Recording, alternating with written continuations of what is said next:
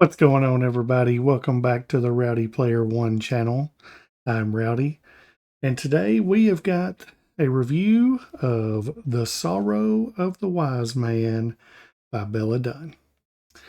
Bella was kind enough to send this to me, and I've got it read. And this book actually comes out on April 16th, if I am correct. And it's a good one. Let me say that. So let's just get started with the review. I'll start off with the plot. Now, real quick, I'm going to butcher these names so bad. And Bella, if you're watching this, I am very sorry. But I am terrible with the spellings. So here we go. So the plot of this book is about Taurels, maybe that's her name.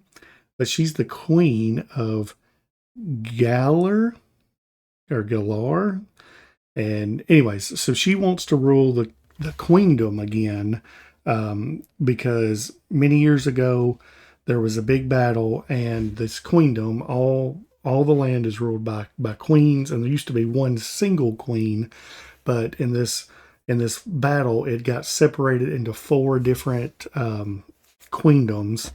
So each one is ruled by a different queen, and Taurel, I hope that's right, wants to rule them all again. So she tries to plot and manipulate and do what she can to work her way back to getting it all under one roof, as they'd say. But I think it's the Elrian type, I say dynasty, I guess you'd say. But so she will do literally anything to make it happen. She doesn't care. She will sacrifice anybody and do anything to get it back to where she is ruling it all, or at least her family is. Main characters wise, there is Taurel or Taurels, and then she's got two daughters, which is Dalen and Haywin. And so Dalen is, well, like I said, I could be wrong if that's how you say it, but she is like she's the firstborn, and Haywin is the second. So Daywin is the one that gets trained to be like the next in line if something happens. And there's a thing that happens in the book that Haywin finds out about and becomes super, what's the word, vindictive, and plots to kill somebody or multiple bodies. He basically goes crazy, and it turns into like this evil, maniacal villain through it, and it's so interesting. Like, I really like this. Pace wise, it's very well paced. I mean, there's constantly something going on. Whether it's the political conflict or the action scenes that happen ever so often, or people scheming up ways to kill other people. It's constantly, there's something that's happening. Tone wise, I would say this would be an adult fantasy with a touch of romance. Definitely not a romantasy. There's 2, 3, maybe romance scenes, but they're not long and they're not super graphic by no means.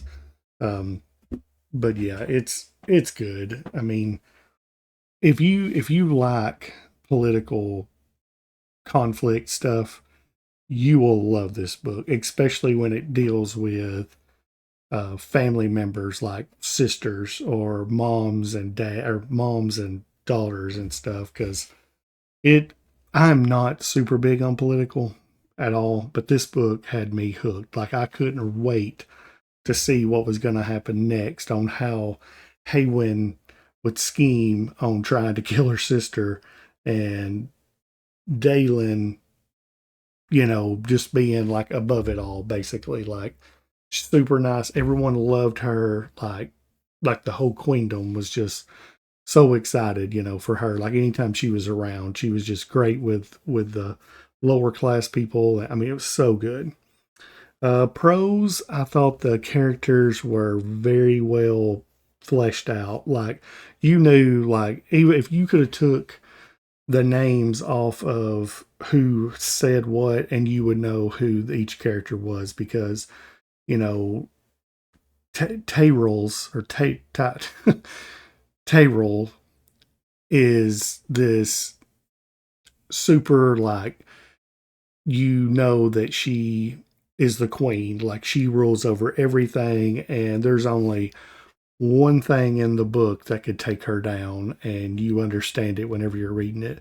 And then that Dalen is just beloved by everybody. Everybody loves her. She's the best. And then Haywin, nobody can stand her. I mean, nobody likes her at all, and it. It's Bella did a great job on fleshing out these characters and knowing their motivations for everything. I mean, really good. Like I said, the politics, as far as prose, it had me on the edge of my seat constantly, like, oh no, is this the point where something crazy is going to happen, or, what's next? I also really liked how it skipped forward in time. Like you basically got almost a whole life cycle of a couple of characters, like from their birth to their death, not all the way, but quite a bit. Like it would jump, like a chapter might jump a day or a month or 6 months or a year or two. Like I really enjoyed that, just how they grew up through the page. Like it was really good. Cons, I don't really have much. If I'm gonna nitpick over anything, maybe the two sisters, thing between them went on a tad bit too long. But that's me nitpicking. Like it was nothing it didn't drag me down by no means, but really I really liked this whole book all the way through. So I thought it was really good.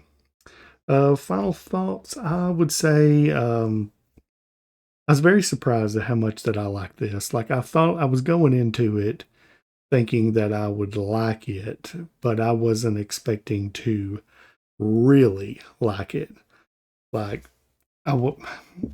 just reading the back of it before I started, even though I hardly ever do that, I was like, this might be pretty good, but how good could it possibly be? And it's really good. Like, just like I said, the political stuff in it, the things with the sisters and the mom, and the crazy secrets that go on in this book that you find out about. It's so good. So rating wise, I am going to give this a 4.5 star rating. I'm ready to see what's next, because it ends and there's more. It's not over. So looking forward to continuing on in this series, because Bella's got a hit on her hands on this. This is really good. But other than that, that's all I got. Leave a comment down below if you think you might be interested in this. I might go to Bella's page. I'll see if Bella's page has it up for pre-order. If not, I will try to throw an Amazon link down below as well if you're interested in the book. But yeah, leave a comment, leave a like on the video if you would, and subscribe to the channel. Other than that, y'all have a good day. Bye.